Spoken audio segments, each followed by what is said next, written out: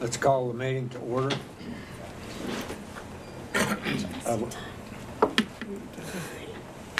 We will all be here this evening except for Ben. Ben will be absent this evening. Gerald, are you going to introduce the group? Yeah, Mr. Mayor, we're going to Thank- provide a little bit of entertainment. It'll only take 5 to 7 minutes, maybe longer now with the introductions, but these are joyous city employees that want to provide some entertainment for you. So on guitar, we have Aaron Bell, and we have Lewis Braden from Solid Waste. We have our legal team, Carol and Will. We have Gloria from the library. We have Ken from IT, and you got me. So I'll try not to sing out of key. And we're just going to sing a few songs for you to kick off the meeting.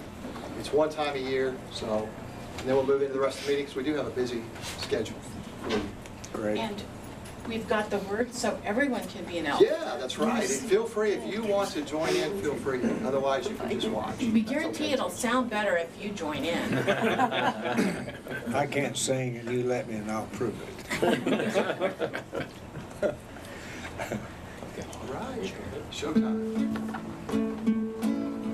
Joy to the world, the Lord is come. Let earth receive her King. Let every heart prepare him room. And heaven and nature sing, and heaven and nature sing, and heaven and nature sing. Joy to the world, the Savior reigns. Let men their songs employ, while fields and floods, rocks, hills, and plains repeat the sounding joy, repeat the sounding joy, repeat, repeat the sounding joy. He rules the world with truth and grace, and makes the nations prove the glories of his righteousness, and wonders of his love, and wonders of his love, and wonders, wonders of his love.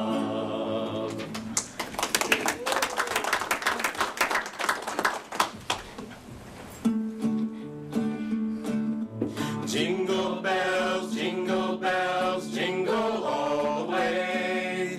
Oh, what fun it is to ride in a one-horse open sleigh. Hey, jingle bells, jingle all the way. Oh, what fun it is to ride in a one-horse open sleigh. Dashing through the snow in a one-horse open sleigh.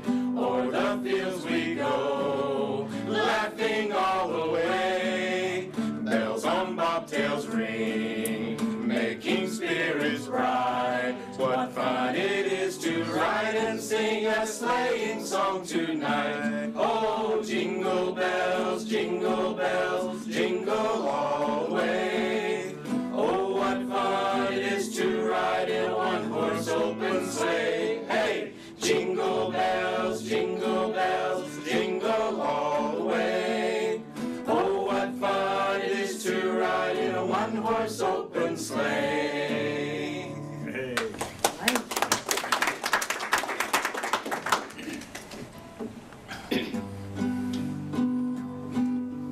Rudolph the red-nosed reindeer had a very shiny nose, and if you ever saw it, you would even say it glows. All of the other reindeer used to laugh and call him names. They never let poor Rudolph join in any reindeer games.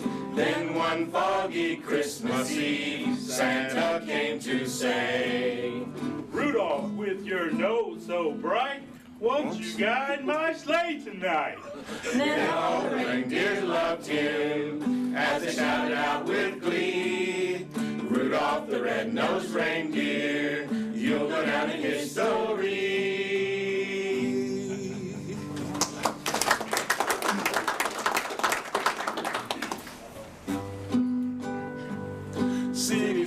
walks, busy sidewalks, dressed in holiday style. In the air there's a feeling of Christmas. Children laughing, people passing, making smile after smile. And on every street corner you'll hear silver bells, silver bells. It's Christmas time in the city.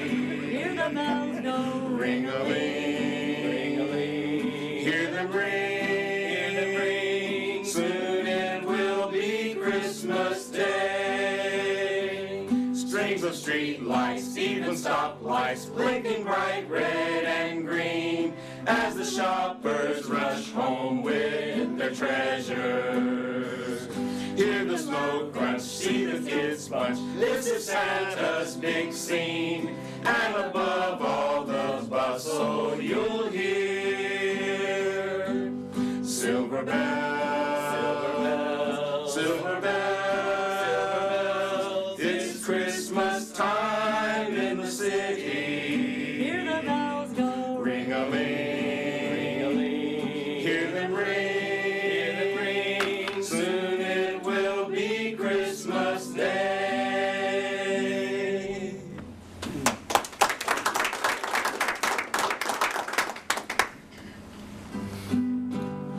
We wish you a Merry Christmas, we wish you a Merry Christmas, we wish you a Merry Christmas and a Happy New Year.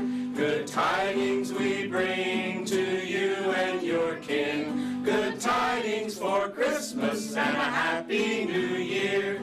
We wish you a Merry Christmas, we wish you a Merry Christmas, we wish you a Merry Christmas and a Happy New Year. Merry Christmas. Merry Christmas.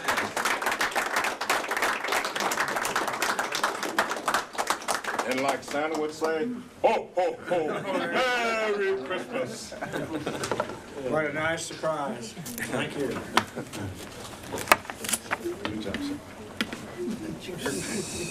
CDs available in the lobby upstairs.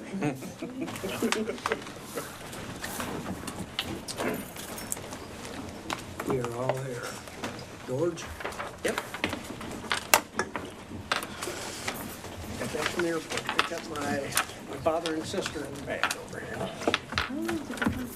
Minnesota?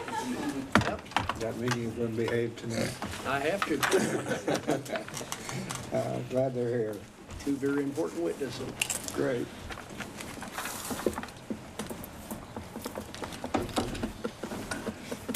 Again, Ben will be absent this evening. I'm not gonna say that every time. You know? We go through that, oh, not long, it's gonna waste 10 minutes. If Ben shows up, we'll recognize him. Again, thank you. Item 3. You're welcome on behalf of the choir. Yep. They scattered. Yeah. Choir practice at 6:45. Item 3, at the Commissioner's request, discuss any item of concern on the regular session agenda of December 19, 2017. Ron, No, thank you. anybody? Item 4, review the ADA accessibility improvements. Chris Stein. Chris?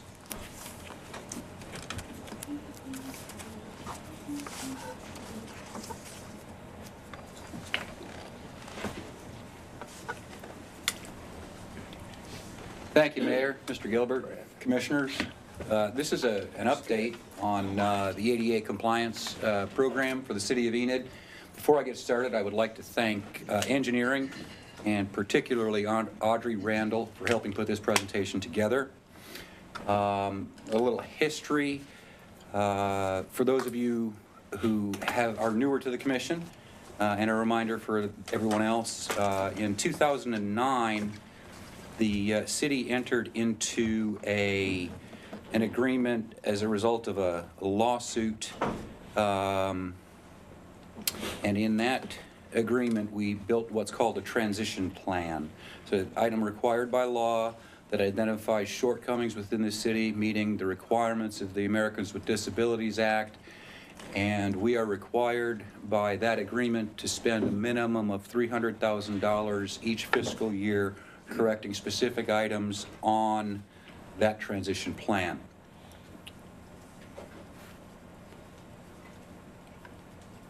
As I said, we began in 2009, and most of the recent work that we've done has focused on curb ramps, tactile warnings, sidewalks around within 2 blocks of schools. We've also had audible signal upgrades done at intersections where traffic signals are present. The audible signals are so the visually impaired can determine which direction is clear for them to cross. We've also done many upgrades to buildings and parks. This is a synopsis of what we've done since 2011. In 2009 and 10, we combined several years' worth of work because the transition plan was not actually put into effect until 2010, and the ADA Access Board was not put together until then, and so we started reporting in fiscal year 2011. As you can see, we've met our $300,000 goal each year, and a couple of years we've exceeded it by quite a bit. The most recent updates have been focused on compliance around schools, within 2 blocks of schools.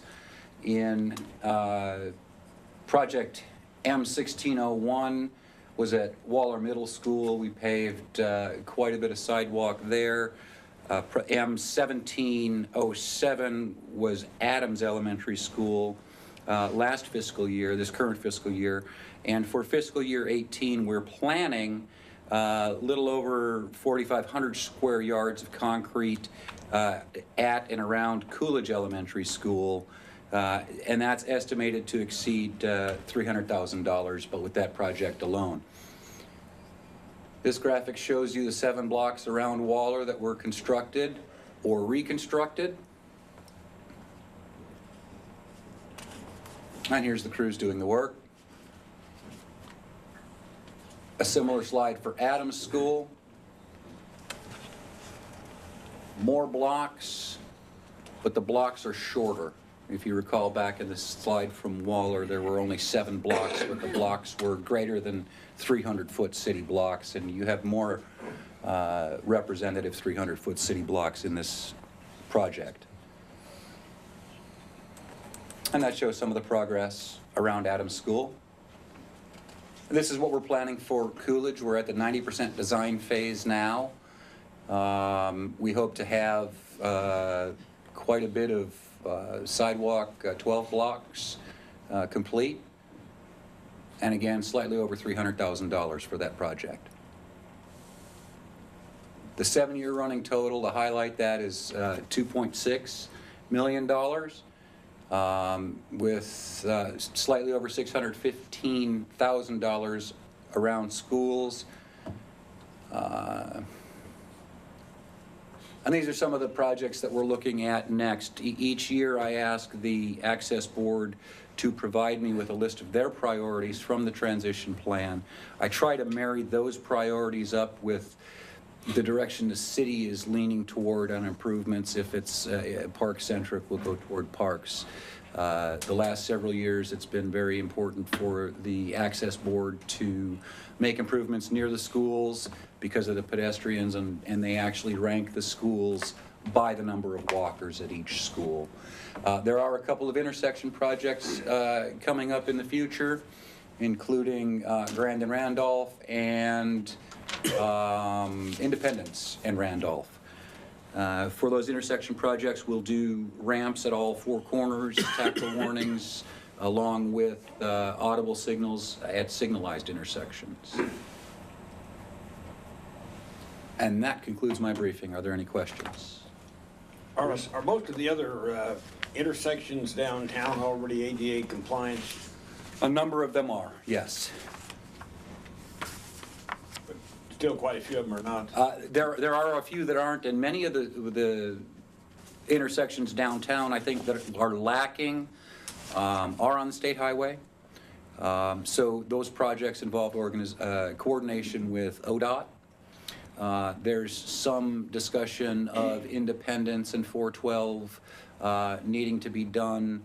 One of the things that I've urged the Access Board to hold off on is pushing a priority on that intersection until we find out exactly what's happening with the city properties in that area, and maybe we can take advantage of economy of motion and keep everything all combined into one project. Chris, how long does this construction go on?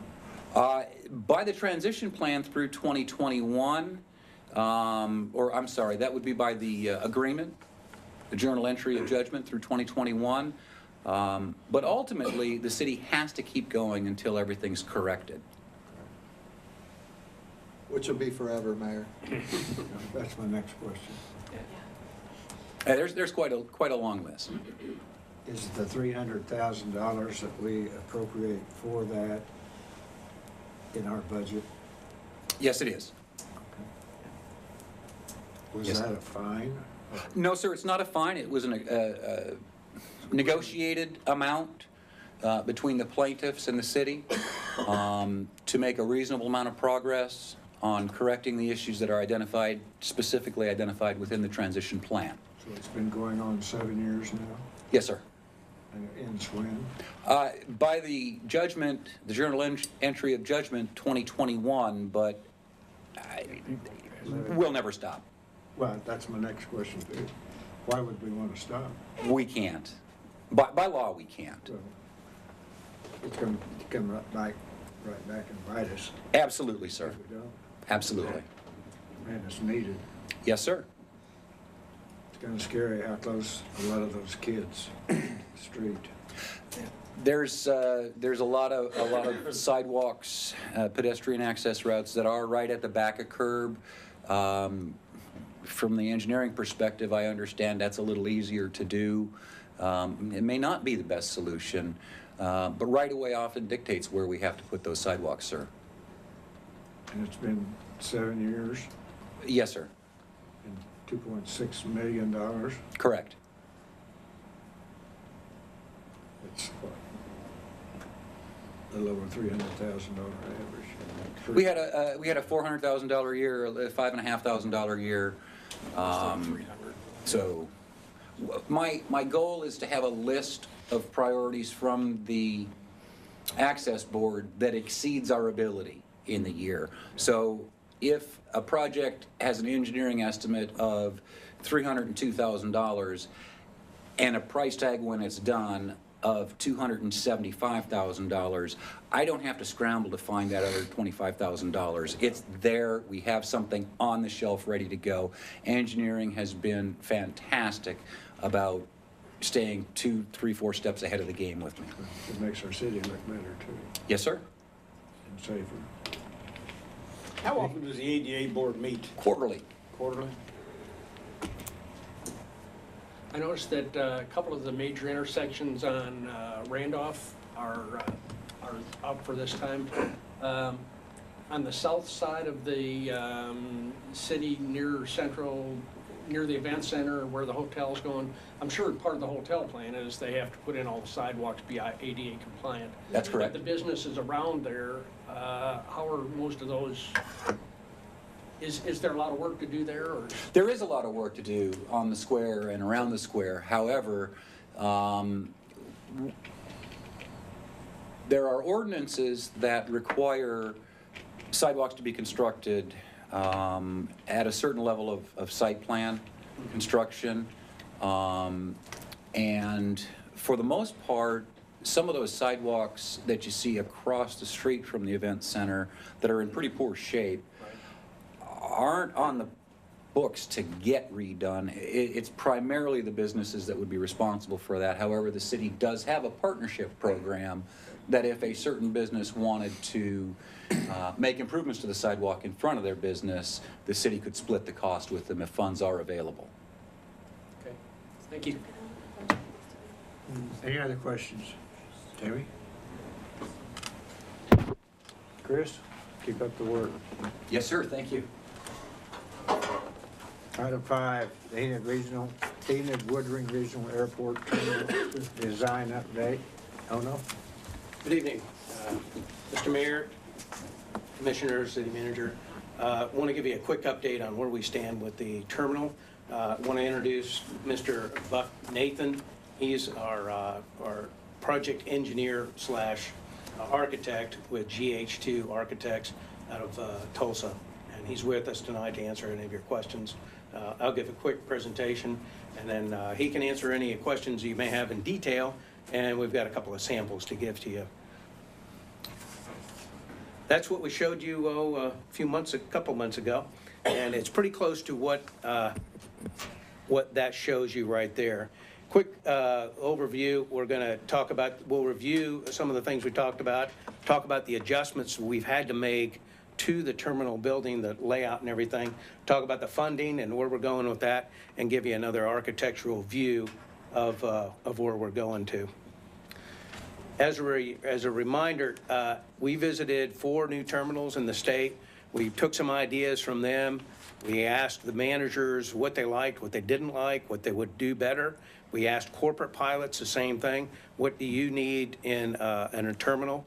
And we also talked to tenants, our restaurant patrons, our restaurant employees as well, the Airport Advisory Board, and also architects and engineers to try to come up with the best building that we could to accommodate the general aviation traffic in this state.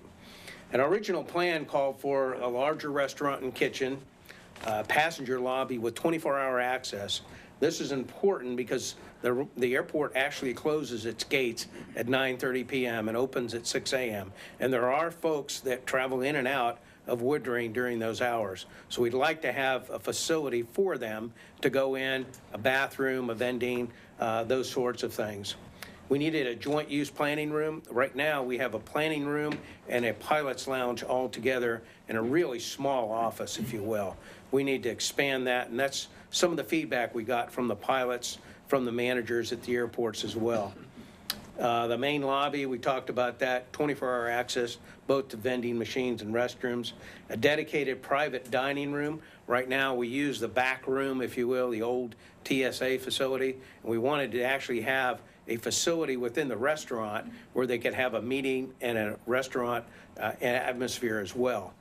Okay. In a dedicated conference room that would actually act as a safe room as well in the terminal. The adjustments we've had to make, first the location. After we did our briefing here a couple of months ago, we did a survey and also did a geotechnical check of the dirt underneath. The dirt's good, but the survey showed us that the power lines right in front of the terminal are in a bad place. We didn't want to put the new terminal on top of it. So we shifted the terminal a little bit to the north and a little bit to the west. At the end of the day, really, I don't see a problem with that because that gives us a little bit more ramp space for aircraft. So I'll show you a diagram of that here in just a minute.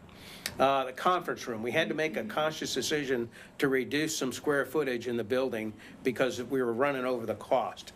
And we looked at the things that we wanted to have. We really wanted to have a nice pilot lounge, a joint use planning room, and the other things in there. The conference room was kind of it's a good thing to have. It's a nice to have thing. But we can also use that private dining facility in the restaurant as a conference room. So we decided to use that as 2 things, eliminate the conference room, and then we'll use the joint use planning room as the safe room if we get the money for that as well. We took some of the nice to have things and set those aside, made those alternates. We'll show you that right here. The funding, $1.8 million. You'll see there's a 1.803. Those of you who remember Dave Shale passed away here about a month ago. He was integral into this project, and there was a fund put together in his memorial. We're going to take that money that was given to us for this project and actually dedicate it to furniture and furnishings inside the joint use planning room in his honor. So that's why it's 1.83. The architect's estimate now is just under 1.8, and then these will be the bid alternate things. We wanted to harden the joint use planning room, make that a safe room. That'll be about $60K. An entry canopy to keep it from getting wet or snowed on. Patio paving in the back where, for the restaurant, if we wanted to have seats and tables outside. Additional parking. Right now, we will have about the same parking that we have. Another 20 wouldn't hurt. And then a wood ceiling in the restaurant. The restaurant right now, if you've been in there, the ground's hard, the walls are glass, and it gets a little noisy in there. But if you put in a wood ceiling, we think that'll attenuate some of the noise in the new building, because the ground, the floors are going to be tile in there as well. You can't really get away from that. So about 157K of extra alternates, assuming the bid comes in pretty low, and we're crossing our fingers on that. Project location. This is the location I showed you a couple of months ago. If you notice, the location reference the ARF building, that's the maintenance facility, and this area right here, you can see where it's just shifted slightly. You almost can hardly notice it, but that would be the new location, because the power lines run right along there, and you can't put a building on top of the power lines. This was the layout inside that we originally briefed. Here was the conference room, the plate planning room, and the pilot's lounge, with the restaurant being over here. This is a little busier slide, but this area now becomes the joint planning room. This becomes a pilot's lounge. The restaurant is virtually the same size, but the kitchen is reconfigured slightly there as well. Seating in the kitchen, seating in the restaurant is pretty much the same as it is now. So that will take care of that requirement. And this is the artist's rendition of what the new building will look like. The restaurant piece over here and the business piece over here. Oh, no, can some of the add-ons be put in later if we don't have the money up front? Couple of them can. The hardening of the room now, once you build it, you're done. But the awning, on the other side, you've got an awning when you drop off people to walk in. That could probably be added on. I guess this patio area could probably be added on as well. The reason I'd asked Ono to give you this update is because a few things have changed, and we're moving towards finalizing the design. And so it occurred to me, when we finalize the design and go out for the bid package, the next time you're probably going to see it is when we bring it back to you with bids. And so I wanted to be sure that we were capturing feedback that you may have for us on anything to do with the design, because now's the time to capture it. Nathan did bring with him a couple of samples of what we're looking at for the exterior. I'll let you talk about it. Sure. So on the, you can't see it from this side, on the land side of the building, we're proposing a metal panel. It's a very durable product on that. So that would be on the north and the west side, on the dining hall side here. And then on the office side, on the right side of the picture, we're proposing, it's a masonry product. This is actually the size that it would be. And so both durable materials, and then also there'll be glass, but I didn't know how to bring a sample of the glass. You know what that looks like. Here, you can. As far as colors are concerned, one of the things I've tried to do at the airport over the last several years is unify, make our colors pretty standard. And if you've seen the joint use hangar, it's a light beige with kind of a brown trim. This corrugated steel would be of that same beige color to make it look like the other buildings as well. The building facing west. This is facing west-southwest, this direction. Wait a minute, is that not facing, is that the back side? Yes, this is the, well, you call it the air side. Okay. If I was in an airplane park, I'd be looking at that. Okay. And that's the way the current orientation of the terminal building is as well. That's correct. Have you guys put any thought into the sun beating in? I'm sure with that big awning, that's part of the reason that's there. Or- Yeah, so This- you can see in this particular image, we were looking at doing some sort of vertical shading system. If you're on the east or west side, vertical shading is the optimal position for the sun. If you're on the south, a deep overhang, just because of the angles of the sun. As we were going through the process, we were trying to figure out the best product for that. So instead of individual vertical column fins, we're proposing, it's actually a perforated metal panel. So this company here has this similar, the same profile, but actually it's perforated. So if you turn it vertically, you can have basically if you want to think of it as a roller shade that would go on the inside of your windows, but it's perforated metal on the outside. Still has the same finish and warranty as you would be from this same company. So the person who's bidding on the project would be able to combine both products instead of bringing in another manufacturer. So Oh, no, talk a little more about the add-ons Sure, and let's go back. any kind of fundraising that you may have thought about to reach that. 5 years from now, you're gonna wish you had Yeah. done that other 10%. Well, to be honest with you, Mr. Mayor, we're at the 11th hour as far as fundraising. We're way down the road for that. It's always the hardest part to raise. Oh, yeah. We've been talking back and forth. The estimates that they have, the engineer, or the architects believe are somewhat conservative. So we're really crossing our fingers and thinking we'll be able to get some other things. But at the end of the day, we can't go into it with a figure higher than 1.8 million. We've got to know that, yeah, our estimate, our true estimate is this. We think we can do it for this, hopefully less. You know, we could prioritize these things pretty quick. I mean, you could do these extra parking lot stalls later on. That's no big deal. The patio paving and that I guess you could do that. This you cannot. So this would probably be our priority to get a safe room at that facility if we can. So hopefully we'll be able to do it. Well, that's a third of your $157,000.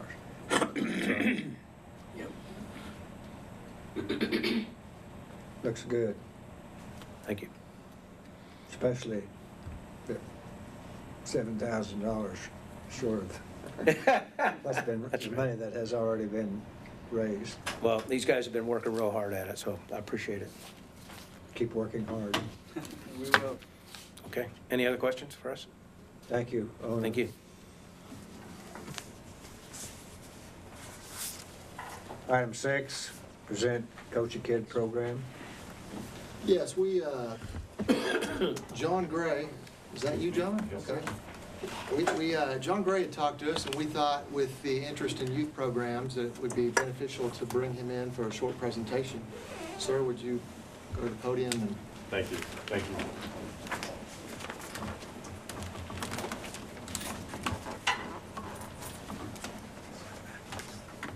Don't need that. Mr. Mayor, distinguished committee members, I'm not going to use this. I'm not going to do the dog and pony show. I will ask you, though, to stick a pin in this. And this is, what are you prepared to help me do? We're talking about the youth of Enid. We're talking about doing something with the 22 to 25% dropout rate that's in Enid. We need to do something about the 67% proficiency in English, reading. We need to do something about the 57% of those students that are passing math. How? Simple. Mentoring program. 30 minutes, once a week, maybe an hour. What type of impact will that have? Well, we're talking about impacting the future, and we're also talking about empowering our youth. Now, some of our children don't have issues academically. They may have other issues in the home. There may be a lack of a father in the home. 92% of kids who don't have a father in the home wind up in jail. They may not have a mother in the home. Well, we all know Oklahoma has the highest rate of incarcerated females in the nation. Now, I'm not from Oklahoma. I find that amazing. I'm from the New York City area. I find that amazing and not acceptable. That's just me. Now, mentoring is developing relationships with these kids. Why is that important? That's important, again, because you're molding and you're shaping the youth. What impact will that have? Well, if we grab them young enough, and we're in K through 5, and hopefully I'll be able to roll it out to the middle schools as well as high schools. But if we get these kids at a young enough age, some of the things via peer pressure may not befall them, and they will have less of a propensity to go into drugs. Now, if you're looking at things from a financial perspective, this program costs nothing, zero, zilch. It's paid for by AmeriCorps and United Way. So we're not asking for any money. What I'm asking for is mentors. Getting back to that question, I said stick a pin in. What are you prepared to help me do? I have, starting next month,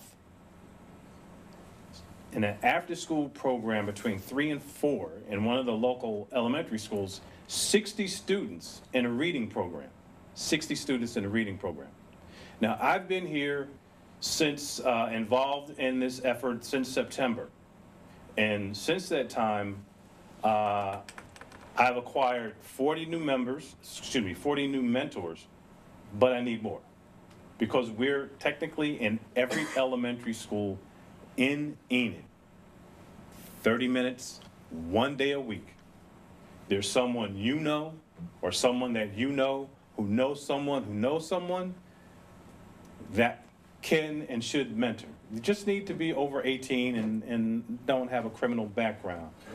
Sir, there's someone that informed me today that there's a committee meeting tomorrow, if I'm not mistaken, where Coach Kid Will is going to be brought up. I have 4 service members that are now participating. I just received 2 children from On Base who's going to be participating in this program. Now, I want to read one thing, and then I want to kind of be out of your hair. And this is from a teacher. And this is the other aspect of mentoring. These are the other issues that we try to reach. It's about one student. He still struggles with some anger outbursts and friendship social skills. What this says to me is either there is a parent not in the home or 2 parents that are exhibiting what would be considered antisocial behavior. Well, if this is the new normal, then this is how this child is going to respond and act. When we intercede and show them how to use their words, how to be more verbal, when they can see empathy, then they change. I don't want to be cliche and say then there's a light bulb that goes off, but literally a light bulb goes off and they know another way of conducting or themselves or dealing with issues. Unfortunately, the parents of this child have not gone to any parent-teacher meetings. There's a plethora of students that this falls at their door. This transcends socioeconomics. This transcends gender. It transcends race. It transcends everything. I emphasize that, everything. If you haven't noticed, I'm a little passionate. And the reason why I'm passionate is because I was one of these kids. I had low self-esteem. I'm dyslexic, wasn't diagnosed with dyslexia until I was 18 years old. I graduated from high school with a 1.99 GPA because I was too afraid to try, because I just knew I was going to fail.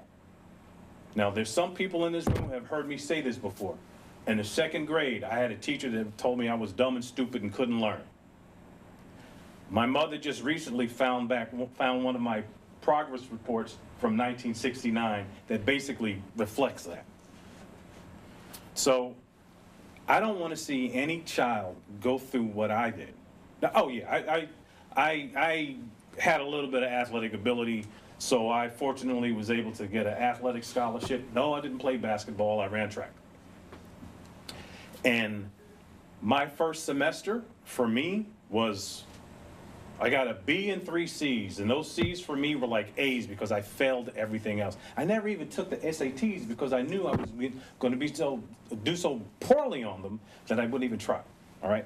But I don't want any child, if I can help it, if we can help it, fall through the cracks. Any questions about Coach a Kid, I'd be happy to answer.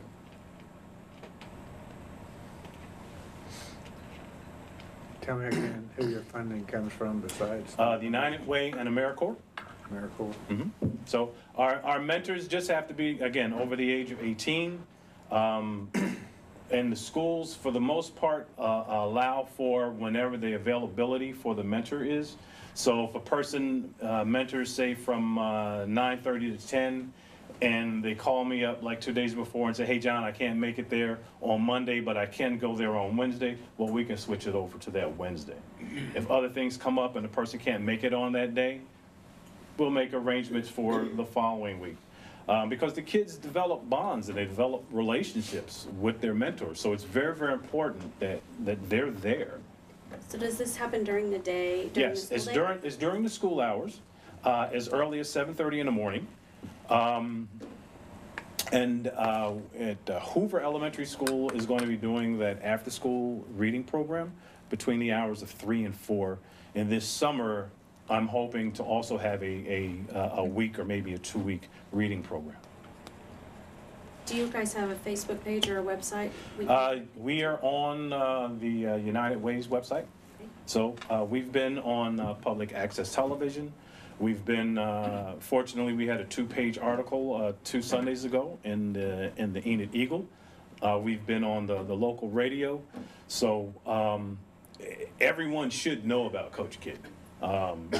It's a 3-year-old program.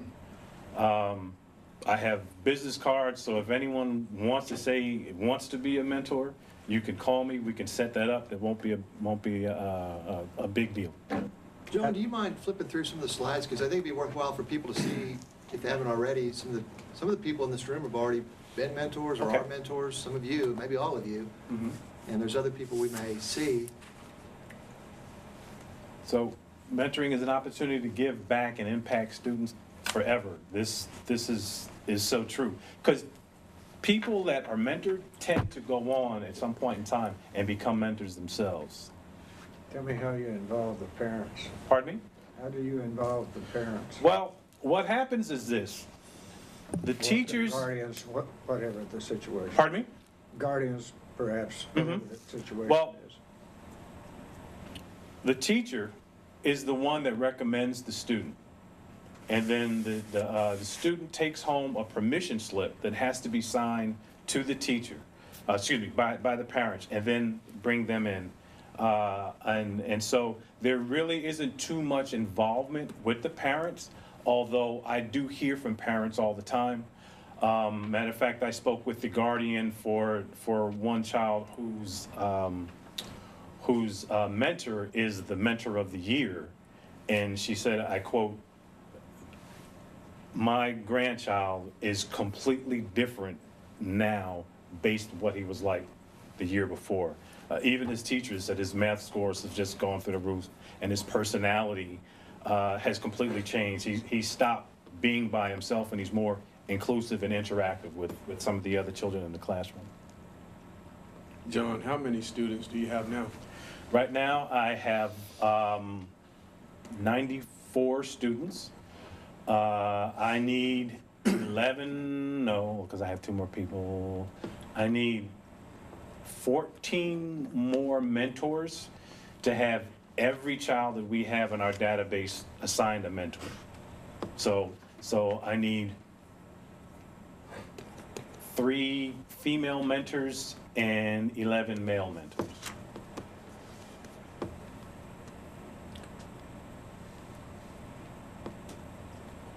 So we put together a handbook for their orientation.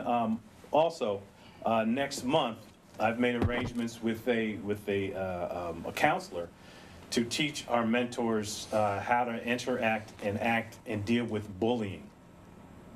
And that's going to be free. I like free. Free works for me.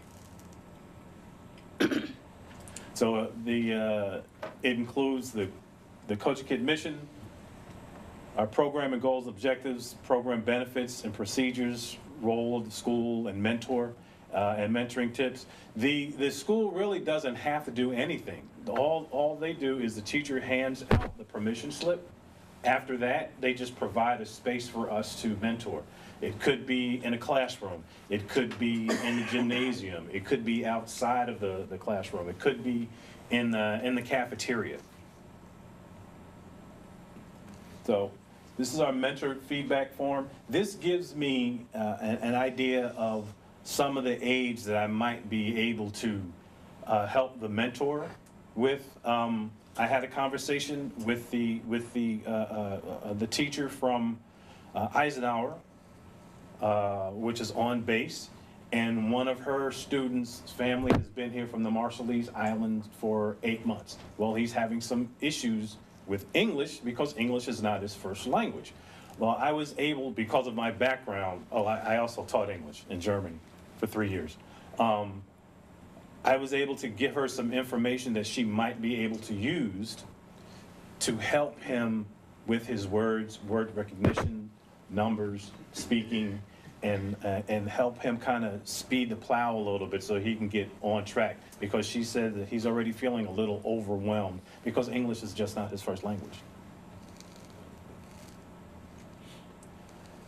So Do the that's teachers, something fun. Pardon? do the students have a period where they don't have an organized class or an organized? No, this is So during. they're losing out on what's going on in the class. Well, at the time mentoring. In one sense, yes, but in the other sense, no. And the reason why I'm saying that is if a child is having an issue with, say, math, then that child is able to get schoolwork from the teacher, because the mentor works with the teacher, and then is able to spend one-on-one time with that student, going over whatever their issue might be. I used math, for example, going over classwork with that student to make sure that that student gets on the level that he or she needs to be on.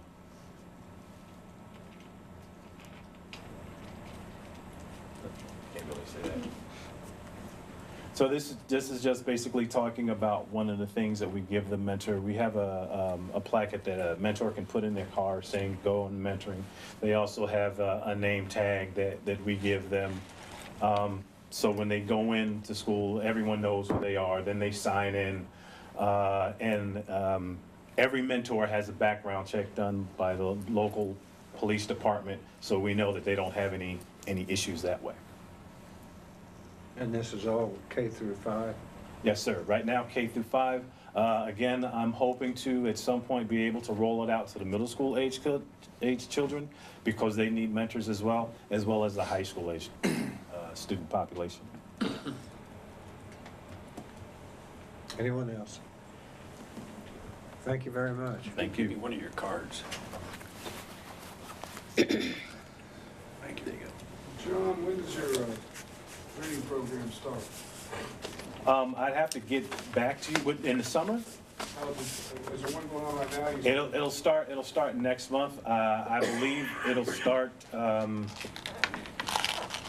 it should start the week of the 8th of January, but I'd have to get back to you, Troy, with that because we haven't worked out the particulars yet.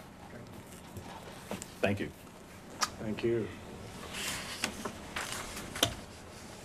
Item 7, review the ordinance reducing fines and removing jail time for theft-related offenses. I think we can handle this pretty quickly. It's just reducing the fines to $500. I readjusted some of the language. The next one is the same thing. It involves truancy and curfew. We have some restrictions on what we can charge.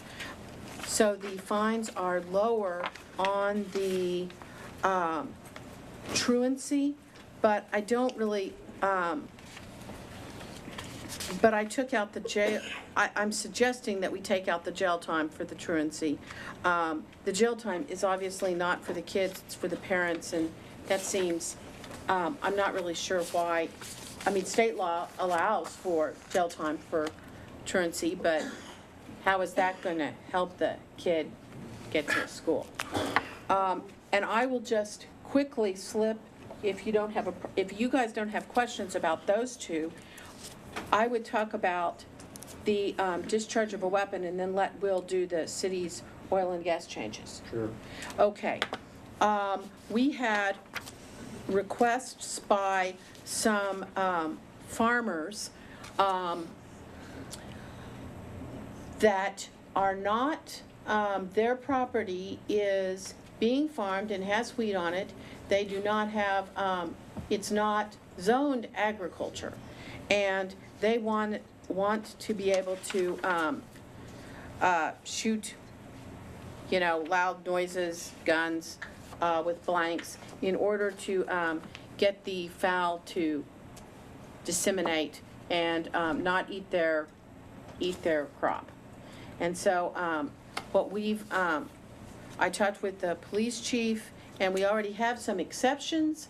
Some of the exceptions include allowing the city manager to approve exceptions to the discharge of a weapon. And what we are proposing is that the discharge of a weapon loaded with blanks could be used to disperse fowl without hurting the fowl, and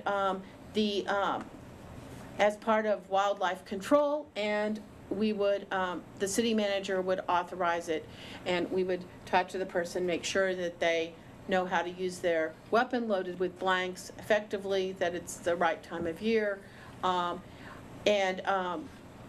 Our thought is that the city manager would also suggest that they call ahead to the police department to alert them that someone might call and say there's someone shooting a gun.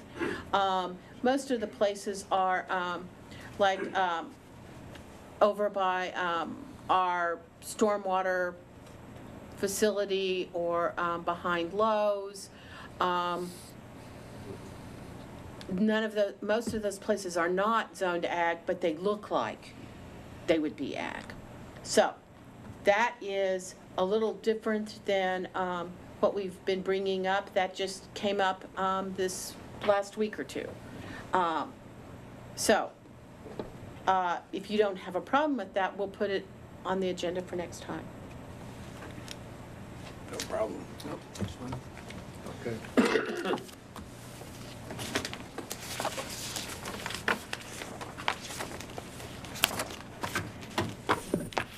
Good afternoon, Mayor and Commissioners. Most of you know me. I'm the Assistant City Attorney, William Gill. And Carol asked me to go through the oil and gas code here for the city of Enid and to talk to you about some of the changes we need to make due to changes in state law.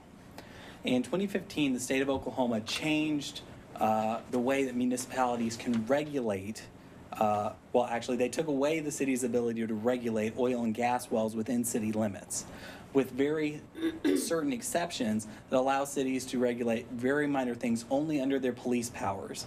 That generally tends to be things like noise or road or infrastructure and other items like that.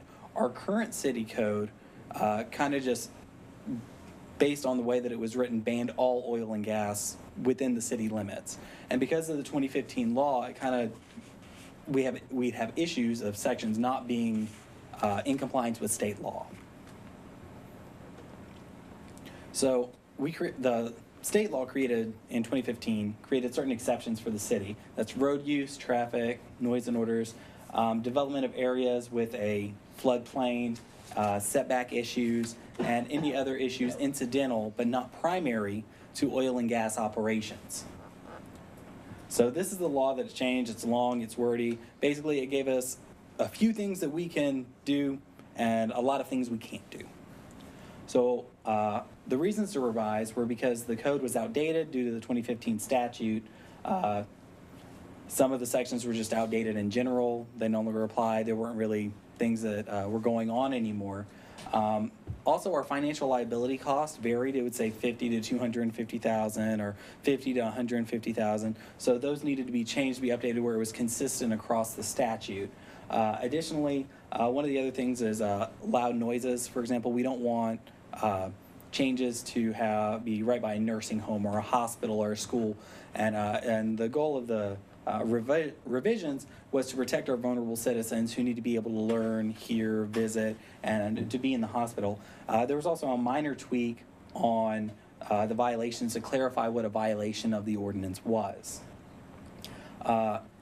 One of the major things that helped us do is to authorize credit card payments because they weren't authorized under our oil and gas code. So you couldn't actually use a credit or debit card to pay for the permits. In practice, it was probably allowed, but this clarifies that we can do it. Limit noises near schools, hospitals, nursing homes, adjust the liability to $250,000 here within the city limits. If we have a large oil spill where the city's going to have to go and clean up and do things, this gives us an amount of money the city can file on their insurance in order to recoup those costs that the city would expend. Finally, just to clarify what constitutes the violations. Do you have any questions? Any questions? Thank you for your time. Have a wonderful evening. Thank you. You have the two? I went through them all. Do what? I've already gone through them. I was quick. You got right over my head. Yes, I asked you if it was okay, and I bounced the discharge of a weapon up over the city's oil and gas, so that I only had to talk once. Great. Anything else? We are adjourned. We'll meet upstairs at 6:30. Thank you for joining us for the Enid City Commission study session. If you have any questions or comments, visit our website at enid.org.